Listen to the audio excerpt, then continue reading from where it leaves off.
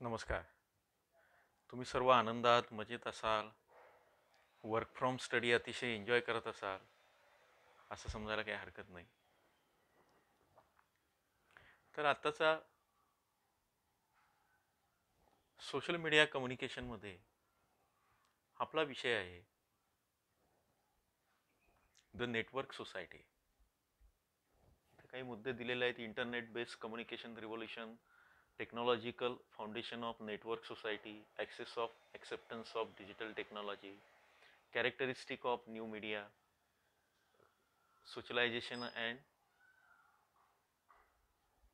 individualization of space and time, connected spheres of living virtual communities and social relations, evolution of social media network, economy of social media, psychology and sociology of social media, pros and cons of social media, impact of social media network on human communication, etc etc.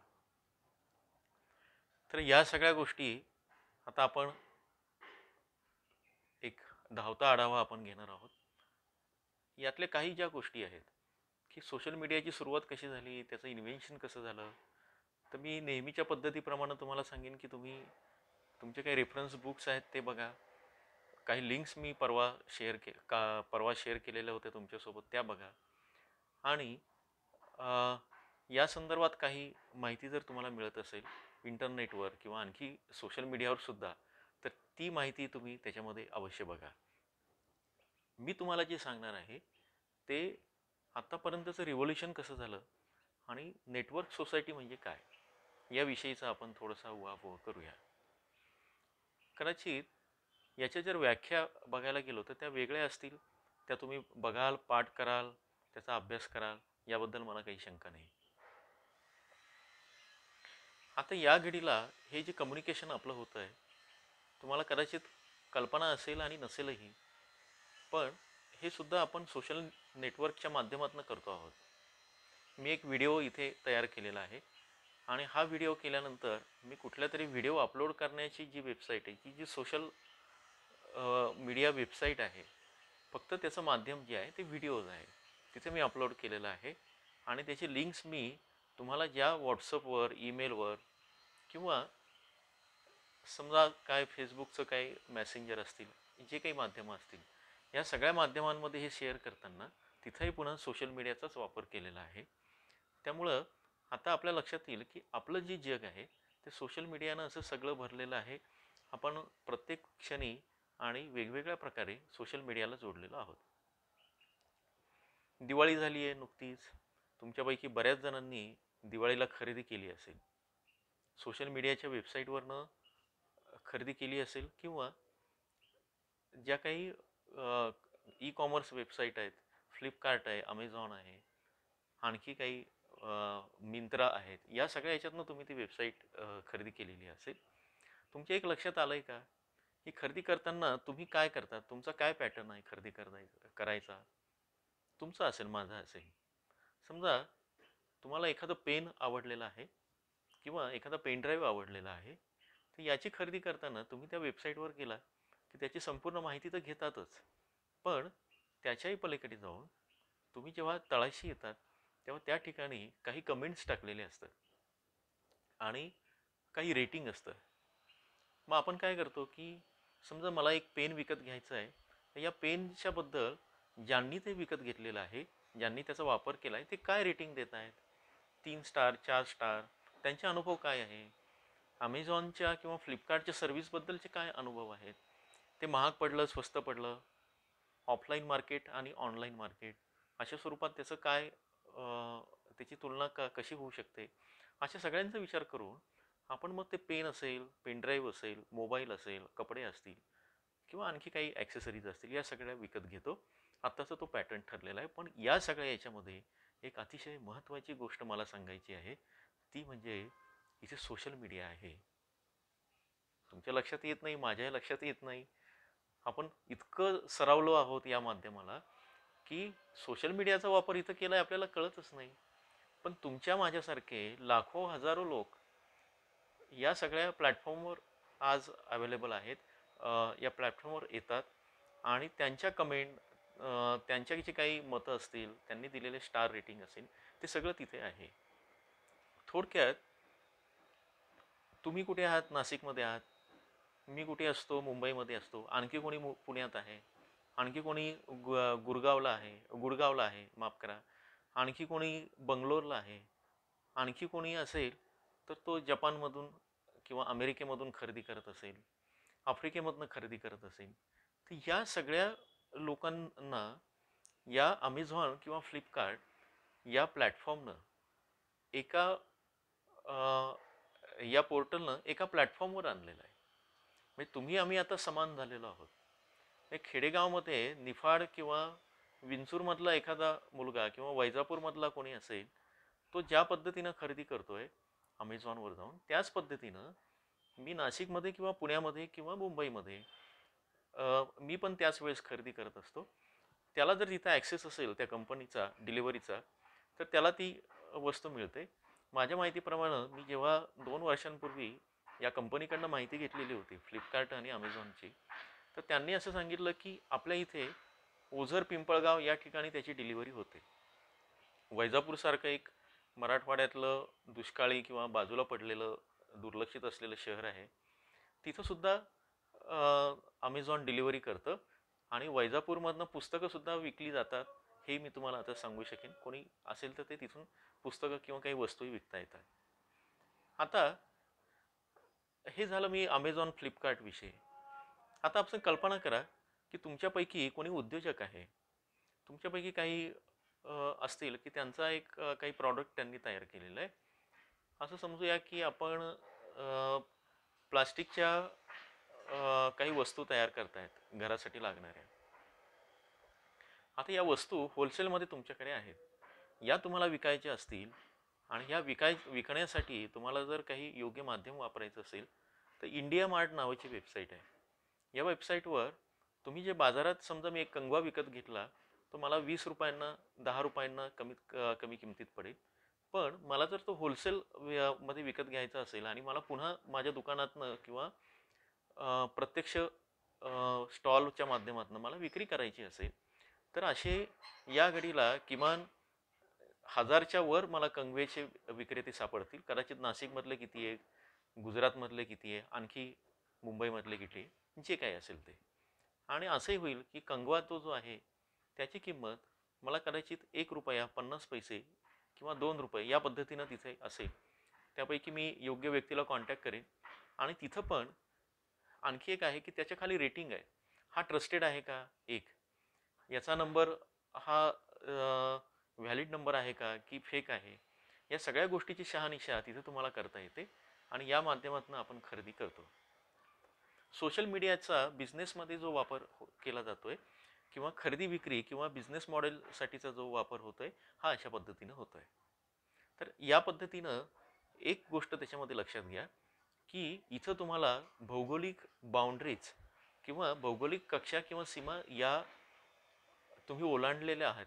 जेव्हा तुम्ही log in करतात आणि तुमच्या social media नेटवर्कला join होतात, त्यावेळेस तुम्ही कुठल्याही जात, धर्म, पंथ, वर्ण, लिंग, वय, गरीब आहात का श्रीमंत आहात, खेड्यात राहतात का शहरामध्ये, झोपडीत राहतात की बाहेर, रस्त्यावर आहात की बंगल्यामध्ये आहात, की आणखी कुठल्या तरी 5 स्टार हॉटेलमध्ये आहात की चहाच्या टपरीवर आहात, यानं काही फरक पडत नाही. एकाच वेळेस या सगळ्या वेगवेगळ्या असमानता असलेले सगळे लोक, ते गुणांमध्ये असतील किंवा आणखी काही असेल, हे सगळे एकाच वेळेस तिथं आलेले असतात. मग महिला असतील, पुरुष असतील, मुलं असतील, वृद्ध असतील, आणखी कोणी असतील, राजा असतील, रंक असतील, कार्यकर्ते असतील, मंत्री असतील, अधिकारी असतील, शिपाई असेल, हे सर्व एकाच पद्धतीने तिथं येतात, खरेदी करतात, आपली मतं व्यक्त करतात. आणि मला असं वाटतं की ही जे नेटवर्क आहे, नेटवर्किंग कम्युनिटी आहे, तिच्यामध्ये आता समानता आहे. तुम्ही एकाच प्लॅटफॉर्मवर आणण्याचं काम तुम्हाला सोशल मीडिया करते, ही फार मोठी गोष्ट आहे. आता आपण थोडंसं भौगोलिक परिस्थितीकडे जाऊया. थोडं आपण सोशल मीडियाच्या बाहेर येऊया. आपली कम्युनिटी काय आहे, कशा पद्धतीच्या समाजामध्ये आपण राहतो, वावरतो, हे तुम्ही जेव्हा वावरतात किंवा फिरतात, हे तुम्हाला माहिती आहे, ऑलरेडी तुम्ही अनुभवलेलं आहे. समजा नाशिकचं उदाहरण घेतलं तर मी समजा कुठे पंचवटीमध्ये राहत असेल, तुमच्यापैकी कोणी राहत असेल ते गंगापूर रोडला राहत असेल, कोणी कॉलेज रोडला, कोणी कदाचित अगदीशी लांब राहत असतील, सिन्नरला राहत असेल, ओझरला पिंपळगावला राहत असेल. आपल्या काही पैकी काही असे असतील की त्र्यंबकेश्वरच्या एका छोट्याशा आदिवासी गावातनं येत असतील, किंवा अगदी पिंपळगाव, ओझर, जानोरी, मोहाडी, ढकांबे, अकराळे इथूनही ते येत असतील. तर आपल्या या राहण्यामध्ये आपण जिथं राहतोय तिथं एक कम्युनिटी आहे. मी ज्या सोसायटीमध्ये राहतो त्या सोसायटीमध्ये एक विशिष्ट वर्गाचे लोक राहतात. ती साधारण मध्यमवर्गीयांची सोसायटी आहे. कदाचित तुमच्यापैकी कोणी अशा सोसायटीमध्ये राहत असेल किंवा बंगल्यांच्या सोसायटीमध्ये राहत असेल की तिथे थोडेसे उच्च मध्यमवर्गीय आहे. काही जे असतील की जिथे अतिशय श्रीमंत आहेत, ज्या पद्धतीचे असतील, काही लोअर मिडल क्लासचे असतील. या सगळ्या सोसायटी आहेत. याच्यामध्ये मी जसं तुम्हाला जसं टेक्स्टमध्ये पाठवलं आहे किंवा तुम्हाला माहिती आहे की आपण एक सामाजिक प्राणी आहोत आणि आपल्याला नाही राहत की जोपर्यंत आपण भेटत नाही एकमेकांना किंवा ग्रुपमध्ये येत नाही किंवा मग त्याच्यामधनं अगदी मग आपले वैयक्तिक नातेसंबंधांमधले असो किंवा मित्रमंडळी असो किंवा आणखी परिचित असो किंवा शेजार पाजार असो, हे जोपर्यंत एकत्र किंवा सोबत राहत नाही तोपर्यंत आपलं कम्युनिकेशन किंवा एकूणच जगण्याचं जे जे काही आवश्यकता आहे, मानसिक असतील, शारीरिक असतील, सगळ्याच गोष्टी असतील, या पूर्ण होत नाहीत. त्यामुळे त्या आधारे त्या गोष्टींमुळे आपण एक सामाजिक जीवन एक चांगलं जगतो आणि त्या पद्धतीने समूहामध्ये राहतो. आता इथे पण काही गोष्टी आहेत. पुराण काळापासून तर आत्तापर्यंत किंवा अगदी इतिहासातल्या काही गोष्टी बघितल्या. आता होतंय काय की आपल्याला डिव्हाइड केलेलं आहे. आपल्याला कोणी सगळ्यात आधी आपल्याला कोणी डिव्हाइड केलंय ते निसर्गानं, भूगोलानं, की आपण प्रांत वेगळे आहेत. कोणी समुद्राच्या काठी राहत असेल, कोणी बेटांवर राहत असेल. आपण मुंबई आणि आपला विचार केला तर मुंबई समुद्रसपाटीपासून आपण काही हजार मीटर उंचीवर आहोत. जसजसं आपण आणखी पुढे जात जाऊ तसतसं ही उंची वाढत जाईल. त्यामुळे कोकणातले किंवा तळ कोकणातले जे लोक आहेत किंवा मुंबईमधले जे लोक आहेत ते कमी उंचीवर आहेत, आपण दुसऱ्या उंचीवर आहेत. तर पहिली अशा पद्धतीची कितीतरी भौगोलिक उदाहरणं आहेत की जे आपण भौगोलिक दृष्ट्या वेगळ्या वेगळ्या ठिकाणी राहतो. मग तुमची गावं असतील, शहर असतील, निमशहरी भाग असेल किंवा टाउन्स ज्याला बाजारांची किंवा बाजारपेठांची गावं असतील, 10,000 15,000 लोकसंख्येची तालुक्याची प्लेसेस, अशा वेगवेगळ्या ठिकाणी वेगवेगळ्या देशांमध्ये वेगवेगळ्या बेटांवर, कोणी हिमालयाच्या उंचीवर किंवा कोणी अगदी तळाशी म्हणजे समुद्राच्या बाजूनं असे राहणारे आहेत. इथे आपल्या मर्यादा पडल्या आहेत. आता पूर्वीच्या काळापासून जेव्हा कम्युनिकेशनची दळणवळणाची साधनं कमी होती, कम्युनिकेशनमध्ये सर्वच पद्धतीनं आलं.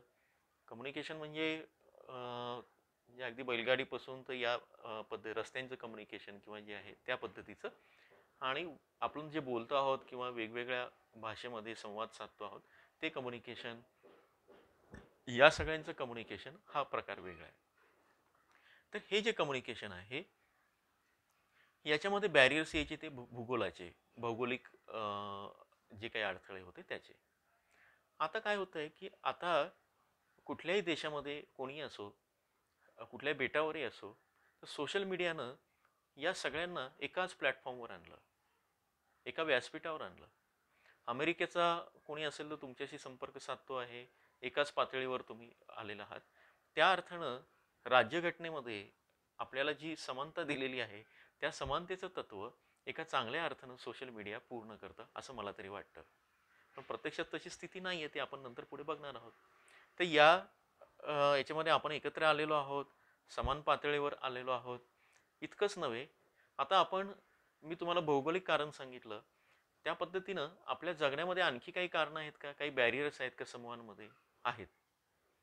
फार पूर्वीच्या काळी दुर्दैवानं धर्म, जात आणि या सगळ्या याच्यातनं काही समूह पडले आणि मग त्या समूहांचे लोक एकत्र राहून त्या त्या याच्यात राहू लागले. वर्ण आहेत, तुम्ही रंग कुठला आहे, कशा आहे, त्याच्यावरनंही काही एकत्र वेगळे राहत आहेत. त्यामुळे नाशिक शहरामध्ये जर तुम्ही फिरला तर तुमच्या असं लक्षात येईल की परिस्थितीने गरीब असलेले, एका विशिष्ट जातीचे, विशिष्ट धर्माचे, त्याच्यानंतर एका विशिष्ट विचारसरणीचे, परिस्थिती परिस्थितीनं श्रीमंत असलेले, व्यवसायानं वेगळे असलेले. केवळ जात धर्म याच्यावर कम्युनिटी पडत नाहीत. तुमचं ठिकाण ठरत नाही. तुमचा व्यवसाय, नोकरी हेही त्याच्यामध्ये हे ठरवतात.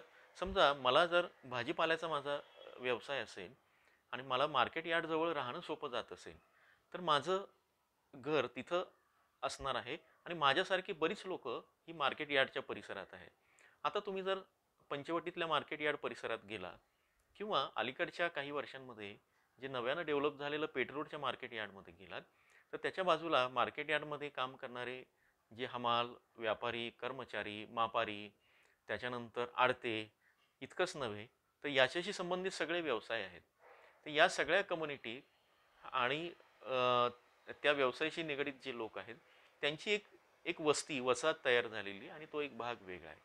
याच्या उलट एज्युकेशन हब ज्याला आपण म्हणतो, तो म्हणतो तुमचं कॉलेज रोडच्या परिसरात जर तुम्ही फिरलात, तर या ठिकाणी थोडेसे वैचारिक काही बांधिलकी असणारे विचारवंत, लेखक, प्राध्यापक, काही कलाकार जे आहेत ते तिथं राहताना तुम्हाला दिसून येईल. विशेषतः गंगापूर रोडचा भाग, कॉलेजचा परिसर. तुम्ही कॉलेजच्या बाजूला जर राऊंड मारलात ना तुमच्या HPT कॉलेजच्या, तिथं जे काही बंगले आहेत तिथे एकदा चौकशी करून बघा की त्यातले अनेक जण हे कॉलेजमध्ये नोकरी करणारे माजी प्राध्यापक असतील, कोणी प्राचार्य असतील. तर तो एक हब वेगळा तयार झाला आणि त्याला लागून मग काही अधिकाऱ्यांचे तिथे काही निवासस्थानं असतील, सरकारी निवासस्थानं असतील, मंत्र्यांची आहेत, असा तो वेगळा भाग झाला. तर ही एक कम्युनिटी झाली. सिडको सातपूरच्या परिसरात तुम्ही गेलात तर त्या ठिकाणच्या कम्युनिटी या तिथल्या इंडस्ट्रीला आवश्यक असणाऱ्या मनुष्यबळासाठी जे स्थलांतर झालेलं आहे किंवा जी तिथं गरज आहे राहण्याची कंपन्यांच्या जवळ, त्या गरजेतून निर्माण झालेली आहे. तर अशी कारणं तुम्ही शोधत गेला तर त्या पद्धतीनं तुम्हाला सापडेल. पण याच्यामध्ये ही सगळ्या कम्युनिटीज, माणूस समूहानं राहतो, त्याची गरज आहे, तो राहू शकत नाही समूहाशिवाय, हे जरी असलं तर दुर्दैवानं माणूस हा भेदभाव पण करतो. हे सत्य आहे. मी थोडासा पॉज घेतलाय. भेदभाव करतो. आपल्या जगण्यामध्ये अनेक भेद आहेत, अनेक त्याच्यामध्ये डिफरन्शिएशन असं केलंय, त्याविषयी आता मी बोलणार नाही. पण या भेदांच्या पलीकडे जाऊन तुम्ही सगळ्या जातीला, सगळ्या आर्थिक परिस्थितीला, मग कोणी कार्यकर्ता असो, नेता असो, जसं मी तुम्हाला म्हणालो, त्या सगळ्यांना एकत्र आणण्याचं काम हे अलीकडच्या काळात नेटवर्क कम्युनिटीनं केलेलं आहे, की ज्याला तुम्ही online community, social media community म्हणतात.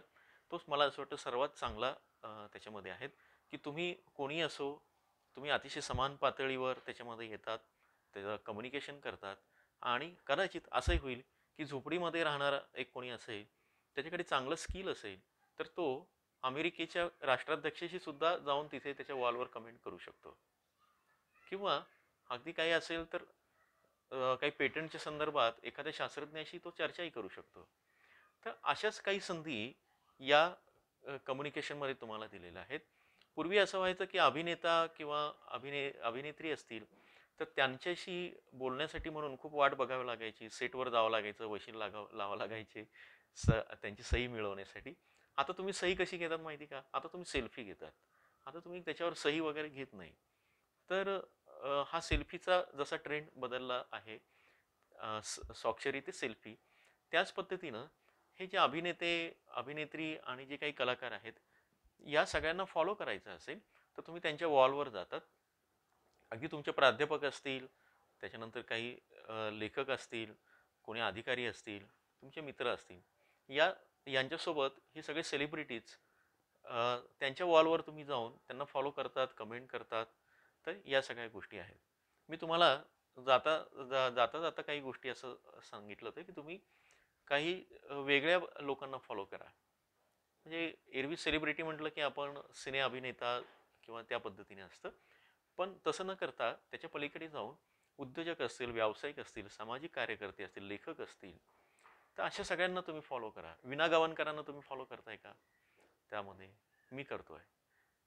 मग त्यांच्या माध्यमातनं काय काय गोष्टी त्याच्यामध्ये त्या वॉलवर टाकत असतात. राजन खानांसारखे लेखक आहेत, त्यांना तुम्ही फॉलो करता आहात का?